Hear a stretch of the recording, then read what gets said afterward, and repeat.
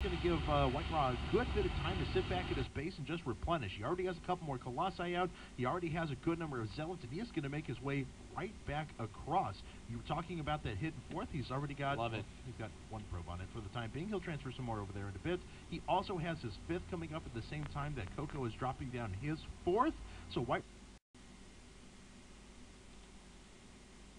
to maintain one base up. He'll be on that Rich Vespian Geyser as well. This is not likely to be scouted, as any possible drop pass would probably come around the bottom or through the middle. So yeah, really, really good positioning there. I just am trying not to let my fanboyism come out too much, but I love the way White Raw's playing this game. I really do.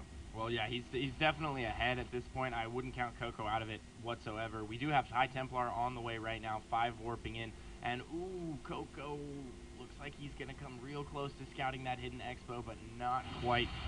Doesn't send those Marines up to that third expansion for the 3 o'clock position, and now that these High Templars are in play, once we get enough Storm out on the field, combined with those Colossus, and the fact that Coco is going with such a heavy Marine Marauder force at this point in the game, it's looking dicey. Yeah, absolutely. Let's see here. Coco on 145 supply, White Raw on 172. He does have 2-2 upgrades done, and he is already going to Protest Ground Weapons level 3. The armor will follow that in pretty short order as well. Coco on 2-2 upgrades at the moment, and he does have +1 on his air. Looks like he is actually dropping in another drop. He's got Marines patrolling everywhere. And, oh, he did actually find the expansion, the hidden expansion. White Raw was forced to warp in a Zealot to go ahead and deal with those Marines. So let's see how Coco reacts to that. Looks like he is bringing up a drop to go ahead and deal with that base. Yeah, that drop is going to be very tough for White Raw to deal with, although White Raw having enough gateways to certainly clean up a drop of this size. Coco might be forced to use 2 medevacs worth of units to actually get in there and kill that base. And he has dropped outside the base, but currently not attacking. His units just staying at the natural. There we go. A pre-stim, and all the units are headed in. It looks like they're going to go for this pylon immediately. If they get that pylon, they will be able to take out this base for certain. But there is a pylon in the back that he could use to warp in units. No, he's not going to be able to warp in any units. Getting both pylons, so that base will go down. But White Raw using this opportunity to push in. He has a bunch of Colossus and feedbacking one of the Ghosts, killing it immediately. A little bit of a miscontrol on one of those Colossus, and EMP's going down on the entire army, but White Raw with the Colossus numbers in the back just absolutely shredding everything on the ground. Yep, absolutely. The entire ground force for Coco is disappearing, and it doesn't matter how many Vikings Coco has left, because they're not going to do any good against these Stalkers. Stalkers blink in, do manage to take out 1 or 2 more, and White Raw is going to be able to deny subsequent reinforcements for quite a while, even establishing a 5th base of his over at near the middle top of the base. Looks like he's going to make his way back in, and when you land your Vikings, it's never what you want to do because they're not all that effective fighting ground units. Another EMP does go down. That's going to help Coco turn this battle in his favor here. White Raw does manage to get away. Coco has actually taken the supply advantage, but White Raw moving back in very boldly with a couple of undefended Colossi to take out that refinery. I'm actually very impressed at how well Coco is playing right now. He's been so far behind going into the mid and late game, and he's managed to bring it back just a little bit with drops here, very briefly taking the supply advantage. White Raw does have a very, very powerful ball of units, though, and he has so many gateways right now. He's just going to be able to deal with any kind of drop harassment. He's going to be able to reinforce so quickly. We do have multiple medevacs going out at different points, and Coco just doing a great job keeping White Raw honest, keeping him on his toes, and now dropping directly into this cannon, and some Zealots warping in right on top of the dropship, going to be forced to get out of there. And this goes back to what I was saying earlier. White Raw just has so many gateways that all of this drop harass at this point in the game is not nearly as powerful as it was earlier on. Yeah, absolutely. Let's actually take a look and see how many gateways he has. There are 4 across the top. That's 8, 11. So I count 11 gateways right now on double robo with full upgrade. So I mean that is an extremely powerful force at this stage of the game. He's done a great job of maintaining his resources as well. Although Coco really has done the same. Looks like he is going to make his way in now. Take a look at the upgrades for both players. 2-2 done for Coco. He is going after 3-3. Looks like weapons just about to finish.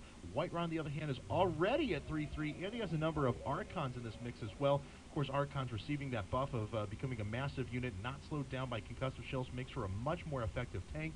And let's see here. It looks like White Raw's going to swing himself around the side and just try and engage this force. Makes his way up now. He is going to force the engagement. Coco trying to pull himself back to the planetary fortress. These charge lots getting in and doing some good damage, trying not to move within the range of that planetary fortress. Colossi sitting in the back doing so much damage, but all these Vikings are... Great job right there. Taking down all of those Colossi. Absolutely. Very impressive. Definitely winning that battle is Coco, but White Raw has so much control on the map right now. He has so many expansions.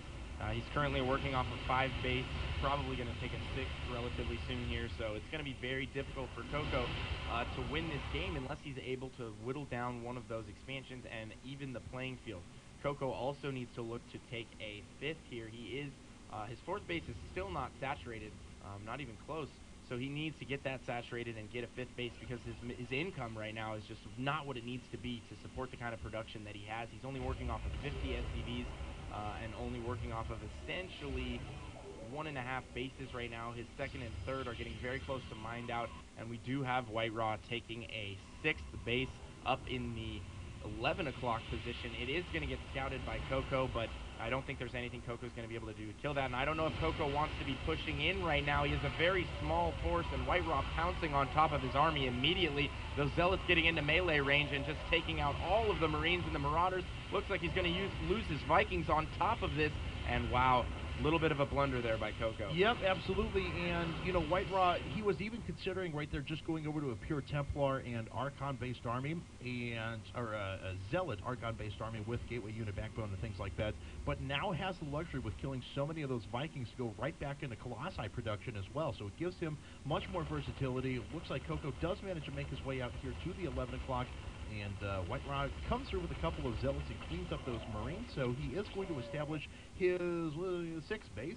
And right now, Coco trying to go to his 5th, but as you mentioned before, look, he's still not terribly saturated on his 4th. He's mined out of his main. He's almost mined out of his natural. He's almost mined out of his 3rd as well, so not really doing all that much in the way of mining. His economy is, well, for the moment, it looks like he has a bunch of mules called down in, oh, well, that's because White Raw's transferring some probes for the moment. But, yeah, so White Raw's economy actually does look better, despite what that stat just said there a second ago. Coco trying to get another large army, but each round of reinforcements that's coming in is not matching White Raw's army. White Raw just reinforcing a little bit better each time. Yeah, Coco really needs to be on top of the SCV production. He's falling so far behind. He's sitting at 20 behind right now. When he watches this replay in the future, he's going to be like, oh, man, I really should have been building SCVs for the mid and late game. He stopped at about 50. I think has just completely forgotten. He must be feeling that he's sitting around 70 at full saturation, but he's not even close. So White Raw just with a vastly superior income in terms of gas and minerals. One thing that Coco does have going for him is that when maxed, his army will be not considerably larger, but large enough that it will help him turn the tide of a major engagement. So that is one small advantage to having less harvesters, and he does also have a lot of mules, so he can maybe afford to be a little bit farther behind on the harvester count. You can equalize that a bit with your mules. Has 5 mules down right now, but only 49 SCVs. I mean, at this point in the game, we're at the 28-minute mark. You definitely don't want to be sitting that low. Yep, absolutely, and he doesn't have a ton of ghosts in this composition as well. Just one ghost that I see. Let's actually take a look. Okay, here he's reinforcing with a couple more, so they're making their way up. There are 3 on the field, but that's still not really enough to deal with the shields of all of these units here of the Protoss army. White Raw reinforcing once again. How many Colossi does he have up? He has 4 Colossi, 4 Templar, a couple of Archons, and a ton of 3/3 Stalkers and Zealots. Looks like he's going to Protoss Plasma Shields level 2. That Plasma Shield upgrade actually very, very good for the new Archon, the new Archon style, allowing them to tank much more damage. But it looks like Coco is going to have to, or not going to have to, but he is maxed. It looks like he wants to force some sort of a straight line engagement. Cloaks all of his ghosts, runs his units up to the front. So the EMPs are going to make their way down. He reveals the force, though. So White Raw does manage to make his way in. Feedbacks and storms going down all over the place. Many of the medevacs were just obliterated right away by those feedbacks. Looks like a couple of Colossi going down, but White Raw is punishing this army and forcing Coco away. Oh, man, accidentally firing at one of the Stalkers with the Cloaked Ghost triggered White Raw to immediately pounce, and White Raw able to get those storms off before any kind of EMPs hit the Templar, and now White Raw is just on a terror, just heading straight for the 5th, and he looks like he might be able, no, he's not going to be able to clean this up. Coco actually holding on by the skin of his teeth, and he keeps on doing this.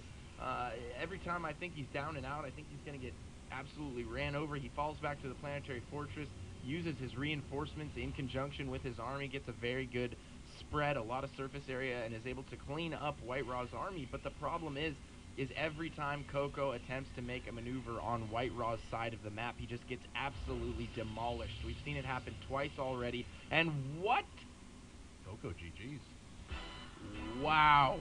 That was quite Idra-esque right there. Now, I think we can agree that Coco was behind in the way that... Oh, there's no doubt about it. Look at the supplies right now. Exactly. Yeah, I think it was 120 to 120. 120 to 109. And take out the difference in workers, and Coco actually had the larger army right now. But, you know, we can agree that White Raw was ahead. You know, White Raw's on 7 bases. He was mining quite a bit, things like that. But Coco was holding off those attacks pretty well. And if he had tried to establish a couple more bases, you would at least would have thought they would have tried to fight it out. The funny face on right now. The funny face on? I'm lost. I'm at a loss for words. I don't know exactly why players continue to leave. Look, the bottom line is you're in a tournament playing for $50,000, okay? If it's a practice game, I totally understand. If it's a tournament for $1,000 and you're really not that interested, I understand. When you're playing for $50,000, much stranger things have happened. Oh, yeah.